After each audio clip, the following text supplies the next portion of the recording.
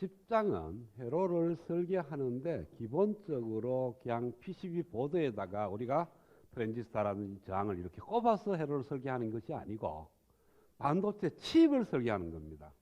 그러니까 반도체 칩 내에서 회로의 설계니까 일반적으로 우리가 트랜지스터라든지 저항이라든지 부피를 생각하지 않고 꼽는 것은 아니고요. 어느 정도 부피를 생각을 해서 회로를 설계를 해야 된다. 그 다음에 바이어싱 하는 방법입니다. 어떠한 회로를 꾸미더라도 트랜지스터가 정상적으로 액티브 모드로 동작하기 위해서는 어느 정도의 전류가 흘러져야 돼요. 그래서 바이어싱 하는 방법에 대해서 지금 10장에서 언급을 하고자 하는 거고, 그것도 일반적으로 우리가 PC 보드에서 부품을 꽂아서 바이어싱 하는 게 아니고 IC 칩 내에서 바이어싱 하는 방법입니다. 그 다음에 액티브 로드라는 것은 칩 내에서 굉장히 많이 씁니다. 왜냐하면은 칩에서는 저항을 하나 구현하려고 그러면 면적을 굉장히 많이 차지해요. 왜냐하면 저항을 만들어 꼽는 것이 아니고 칩 내 반도체 내에서 저항을 만들어야 되는 거니까. 그래서 칩 내에서의 저항은 굉장히 면적을 많이 차지하기 때문에 저항 대용으로 아주 작은 트랜지스터로 쓰는 건데 그것을 갖다가 우리는 액티브 로드라고 얘기를 해요. 그래서 10장에서의 초점은 직접 회로에서 회로 설계를 하는 거고, 어떤 회로든지 어떤 커런트 소스가 필요한 그 바이어싱 방법이 있을 거고, 그 다음에 저항 대신에 액티브 로드를 사용해서 회로를 설계를 하겠다는 거예요. 그러면은 이 바이어싱 하기 위해서는 커런트 소스가 필요합니다.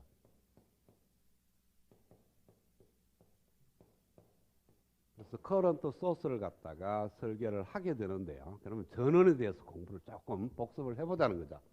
전원이라는 게 뭐냐 하면은 크게 전압원이 있을 거고 전류원이 있습니다. 그러면은 전압원은 어떻게 표현하느냐 하면은 이렇게 표현을 합니다. 그렇죠? 뭐 5V 이렇게 또는 뭐 10V 이렇게 전압의 크기를 얘기하고 이것을 전압원이라고 얘기를 해요. 그러면은 이 전압원의 특성식이 뭐가 되느냐는 거죠. 이 전압원의 특성식이라는 것은 전압원 양단에 걸리는 전압을 V라고 두고 전압원에 흐르는 전류를 I라고 뒀을 때 V와 I의 관계식인데 이렇게 두면은 특성식은 V는 O 이렇게 나올 거예요. 그렇죠? 그러면은 이걸 갖다가 특성 곡선을 그리게 되면은 IV 축상에 우리가 그래프를 그리게 되면은 V축의 O인 이와 같은 직선이 됩니다. 이 직선은 I축에 평행되는 직선이에요. 이랬을 때 이 전압을 갖다가 우리는 전압원을 이상적인 전압원이라고 얘기를 합니다.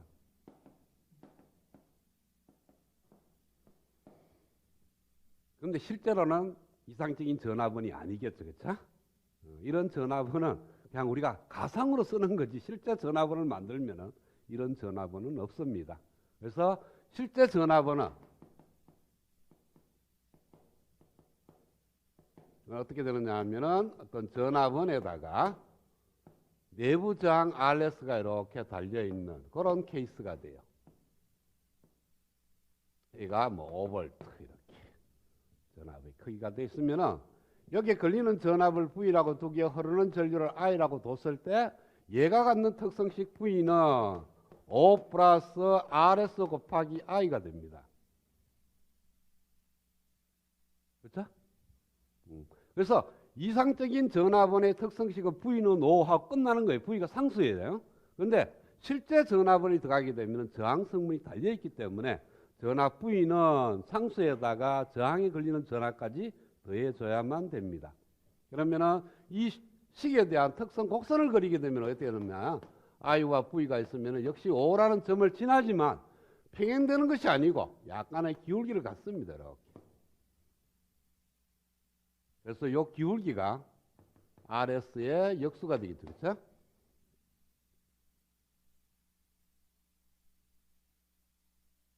자, 그러면은 일반적인 실제 전압원하고 이상적인 전압원하고 비교를 해보니까 RS가 제로로 번어지면 RS의 값이 제로로 가면은 이상적인 전압원으로 가기 때문에 우리가 좋은 전압원이라는 것은 RS가 작다는 뜻이에요. 그래서 RS가 감소하면 감소할수록 좋은 전압원이 됩니다. 그러면은 우리가 전압원을 설계할 때는 될 수 있는 대로 RS 값을 줄이는 쪽으로 설계를 해야만 될 거예요. 자, 그걸 갖다가 다른 쪽에서 한번 측면을 들여다보면은 어떤 부하가 있고, 그 다음에 전압원이 있습니다. 그래서 전압은 부하를 갖다 가동하기 위해서 어떤 전압을 인가를 해요. 그런데 이 전압원은 이상적인 전압원이면 좋은데 그게 아니고 실제 전압원이라고. 그러면은 내가 이 부하에 인가되는 전압을 5V를 하고 싶어서 전압원 5V짜리 전압원을 썼는데 여기에 전압원에 들어가 있는 저항이 크면 클수록 실제 부하에 걸리는 전압 V는 5V가 안 된다는 뜻이에요. 왜? RS 양단에 전압이 걸리니까. 그래서 RS가 작으면 작을수록 전압원의 크기가 그대로 부하에 연결이 된다는 거예요. 자, 지금 우리가 하고자 하는 초점하고는 조금 다른 겁니다. 초점은 전류원인데 뭐 전류원 나왔으니까 전압원에 대해서도 한 번 더 생각을 해본 거예요. 자, 그 다음에 이제 우리가 지금 10장에서 언급하고자 하는 전류원에 대해서 생각을 해보면은 전압원의 그대로 반대입니다.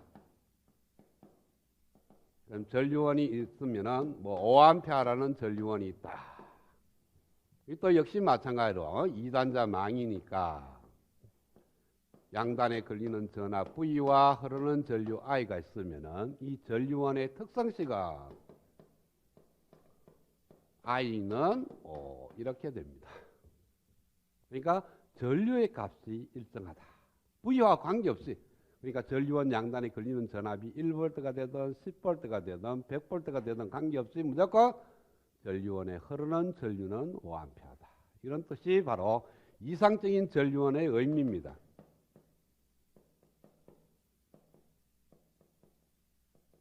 그 다음에 이 이상적인 전류원을 갖다가 IV 축위에 그래프를 그리게 되면은 I가 5인 V축에 평행한 직선이 돼요. 그렇죠? 근데 실제 전류원은 왜 되겠어요? 내부 저항이 있습니다. 5A라는 전류원이 있고 그게 평행되게 어떤 전류 RS가 저항 RS가 달려있는 이런 케이스입니다. 이게 실제 우리가 사용하고 있는 전류원. 어떠한 전류원도 이와 같이 표현이 되지 이와 같이 표현은 안 됩니다. 이건 이상적인 전류원이니까. 그래서 이와 같이 표현되는 건데 이때 이 RS는 내부 저항이 되는 거고요. 그러면 여기에 인가되는 전압 V하고 흐르는 전류 I의 관계식을 구하면은 5 플러스 RS분의 V 이렇게 됩니다. 그리고 이걸 갖다가 그래프를 그리게 되면 I와 V가 있는데 5라는 점을 지나면서 어떤 기울기를 이렇게 가져요. 그 기울기가 역시 RS분의 1이 됩니다.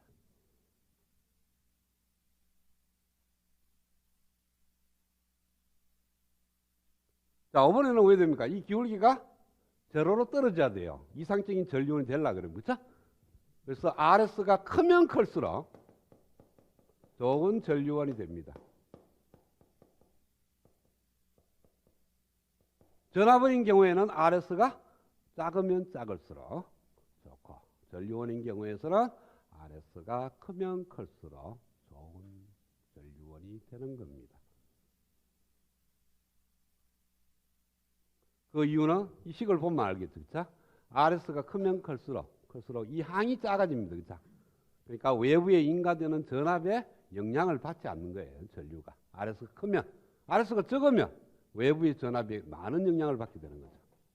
그러니까 전류원이 갖고 있는 특성은 뭐냐 하면 외부에 인가되는 전압하고 무관하게 일정한 전류가 흘러주는 것이 전류원의 의미입니다. 전압하고 무관하게. 그러니까 이상적인 전류원인 경우에는 외부 전압이 아무리 변하더라도 흐르는 전류가 거의 안 변한, 그냥 변화율이 제로입니다. 그런데 실제 전류원은 RS를 통해서 전류가 흐르기 때문에 V에 따라서 I가 변화가 일어나는데 변화 양이 적으면 적을수록 좋은 전류원이 된다는 겁니다. 그러면은 아까 얘기했던 전압원의 특성하고 전류원의 특성을 여러분들이 어느 정도 이해가 됐을 거예요. 그럼 지금부터 하는 것은 뭐냐 하면은 이 커런트 소스에 대한 회로 설계를 하는데 지금과 같은 RS라는 입장에서 한번 나중에 생각을 해봐야 돼요. 일단은 이상적인 전류원을 한번 회로를 설계하고, 설계된 회로에서 그냥 이상적이 아니고 실제니까 RS 값이 존재한다고. 그러면 그 RS 값이 적으냐 크냐를 판단을 해줘야 돼요. 그러면은 작으면은 전류원을 실제 설계를 했다 하더라도 실제 써물 수 없다는 거죠. RS를 큰 쪽으로 움직이줘야만 됩니다.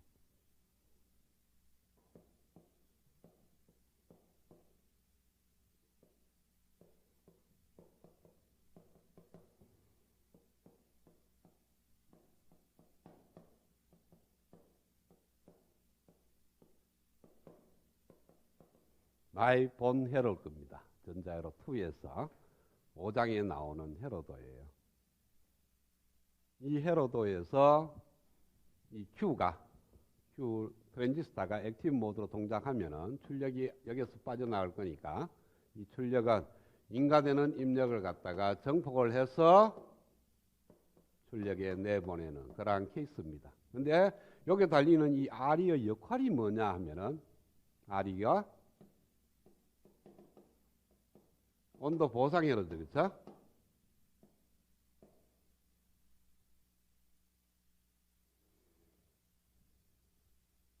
한 번 더 설명하면요.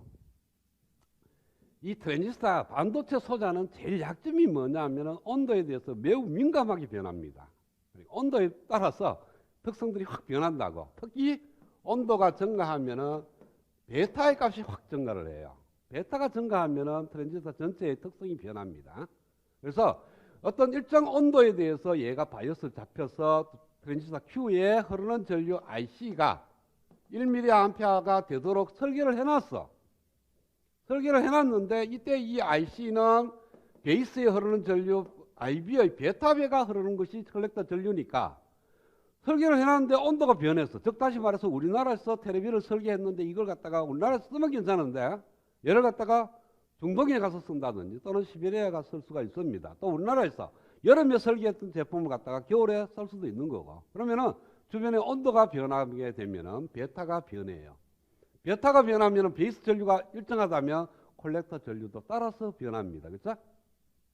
콜렉터 전류가 변하면은 AC 등가 회로의 GM하고 알파의 값도 변해요. 그렇죠?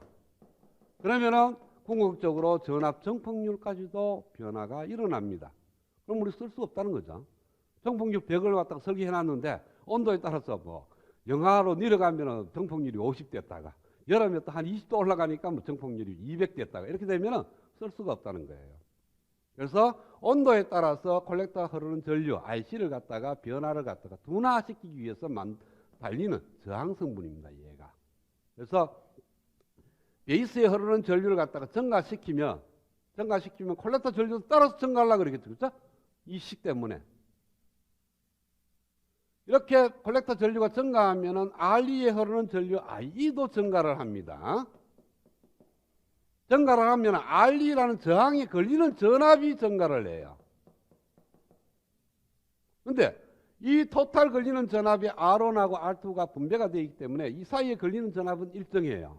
일정한데 여기에 걸리는 전압이 증가하니까 할 수 없이 베이스와 에미터 사이 걸리는 전압이 감소할 수밖에 없어요.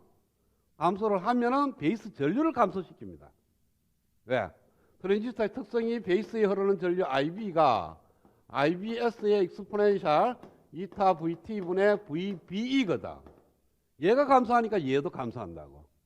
그러면은 얘가 감소하니까 이 식에 의해서 콜렉터 전류도 감소한다. 즉 증가하려고 하면은 증가 뭐하게 꺾어버리는 거죠. RE가. 그래서 RE는 온도에 따라서 콜렉터 회로는 전류를 갖다가 변화를 갖다가 둔화시키는 거니까 온도 보상 회로가 됩니다. 그런데 이거보다 더 좋은 방법이 뭐냐 하면은 여기에 대신에 전류원 하나를 다는 겁니다. 이렇게 달아버리면은 콜렉터에 흐르는 전류는 온도와 관계없이 항상 IQ야. 그러니까 온도가 낮든 온도가 높든 콜렉터에 흐르는 전류는 일정한 전류 IQ로 동작을 하게 되는 겁니다. 그러면은 어떤 우리가 바이오싱 하는데 가장 좋은 방법이 뭐냐 하면은 바로 이와 같이 커런트 소스를 사용하는 방법이 좋다.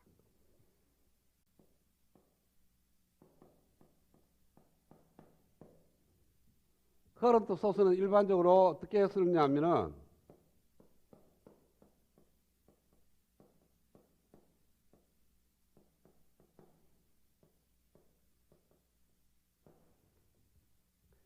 트랜지스터의 베이스하고 에미터 사이에 아주 정교하게 일정 전압을 다 가하게 되면은 콜렉터에 흐르는 전류가 일정한 전류가 흐르게 돼요. 왜?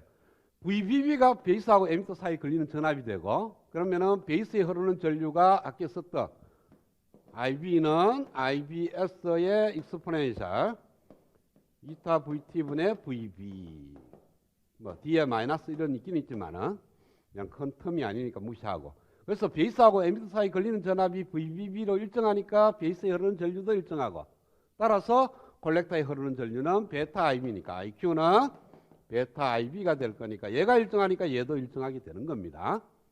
지금 온도의 효과는 생각하는 거예요. 일반적인 케이스에. 그래서 우리가 전류원이라는 것은 트랜지스터 말고는 만들 방법이 없어요. 일반적으로 우리가 사용하고 있는 전류원은 TR밖에는 없어요.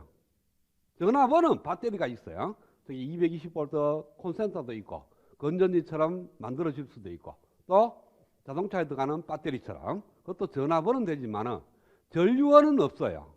전류원은 반드시 트랜지스터 또는 옛날 같으면은 진공관을 거쳐야만이 전류원을 만들 수가 있습니다. 그러면은 이와 같이 해서 전류원을 만들면 좋겠는데 이와 같이 만들 때는 이 VBB라는 전압원이 굉장히 정밀해야 돼요. 이게 뭐 약간만 흔들려도 조금만 흔들려도 전류는 엄청나게 많이 변합니다. 왜? 익스포넨셜 함수로 변하니까. 그래서 이렇게는 설계를 못하고 어떻게 설계를 하느냐 하면은 이와 같이 트랜지스터 두 개를 갖다가 마주보게 만들어서 이 트랜지스터 여기에 인가되는 전압을 갖다가 여기에 인가되는 VBB라는 전압을 이쪽 트랜지스터가 유기를 하게 만들어요. 어떤 전류를 흘려서 이게 전류가 흐르면은 이 트랜지스터가 베이스하고 에미터 사이 전압이 유기가 됩니다. 그 유기되는 전압을 이쪽 트랜지스터에 인가를 하는 거예요. 그러면은 여기에 흐르는 전류가 요 흐르는 전류하고 똑같이 리피트가 됩니다. 왜? 요 전류에 의해서 만들어지는 전압이니까 이 전압에 의해서 만들어지는 전류는 똑같이 돌아오겠죠. 그래서 여기에 흐르는 전류 IQ는 바로 Ireference. 정밀하게 따지면 달라지는 건데 지금 크게 생각하면은 같아지는 그런 팩터가 되는 겁니다. 이렇게 전류원을 만들겠다는 거예요. 이걸 갖다가 우리는 Simple Current Source라고 얘기를 합니다. 또는 Two Transistor Current Source. 전류원을 만드는데 전류원을 썼죠. 그러면 안 되지. 전류원 만들려고 하는데 전류원 썼으면 안 되지. 이거 그냥 쓰면 되지 말라고 이렇게 만드냐 이거지. 그래서 이렇게 표현됐지만 실질적으로는 이렇게 쓰는 게 아니고요. 저항이 들어갑니다. 이거는 어프록시메이션 되는 거고요. 실제 정밀하게 하면은 이것도 저항도 아니에요. 다른 걸 써야 됩니다. 다른 걸 써서 만들어지는데 만약에 저항이 들어갔다면 어떤 루퍼 방식을 쓰게 되면요. 루퍼 방식을 쓰게 되면은 인가되는 토탈 전압은 저항에 걸리는 전압. 여기 흐르는 전류를 Ireference라고 두면 플러스 VB가 되고요.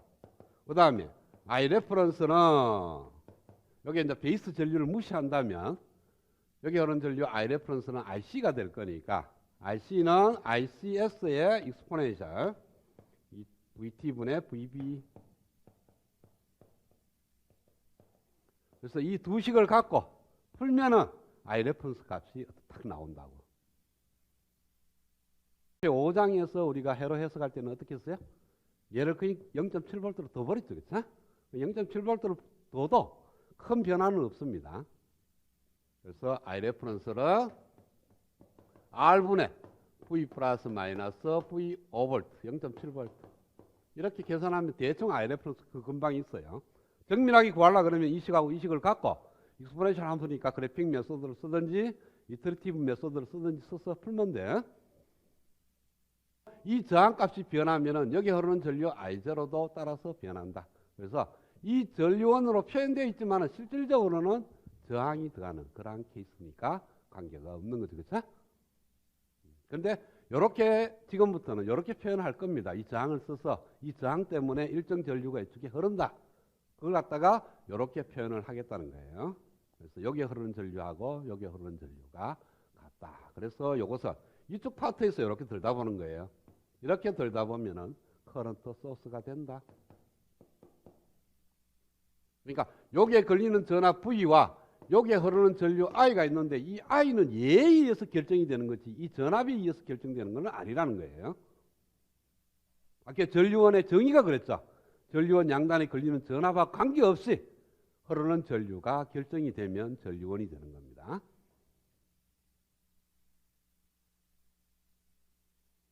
자, 그러면은 얘가 여기 흐르는 전류 I과 I 레퍼런스 되기 위한 트랜지스터의 조건이 뭡니까? TRA 조건은 무조건 액티브 모드에서 동작을 해야 돼요. 그래서 여기에 걸리는 전압이 너무 낮으면은 얘가 커런트 소스가 안 됩니다. 그래서 커런트 소스를 사용하려고 그러면은 TR이 액티브 모드에서 동작을 해야만 된다.